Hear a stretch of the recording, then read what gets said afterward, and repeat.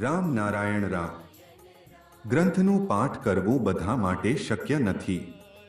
જે લોકો ગામમાં રહે છે, શું તેઓ સત્યને જાણી શકશે નહીં? તેમના અંદર દેશપ્રેમની ભાવના કેવી રીતે જન્મશે?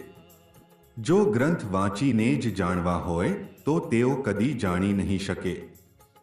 શું તેમનો જન્મ વ્યર્થ ગયો છે? સમગ્ર વિશ્વનો વેદ આ દેહયંત્રની અંદર જ છે. આ યંત્ર તમામ વાતોને સમજાવી દે છે. અન્ય કોઈ ગ્રંથ વાંચવાની જરૂર નથી. પોતાના મનને જગાવવું પડશે. મનન સાથે આ યંત્ર જ બધું કહી દે છે. આદિ વેદની તમામ વાતો એક રેકોર્ડના રૂપમાં અંદર બંધ છે. આ રેકોર્ડને વગાડો. આપણામાં રહેલા રેકોર્ડમાં જે સૂર ભરી દેવાયો છે તેને સમજવાથી બધું જ જાણી શકાય છે. આપણે તે જ સૂરને જાણવાનો પ્રયાસ કરીશું. તે આદિસૂર છે અને તે સૂરનું સ્પંદન આ શરીર અંદર જ છે.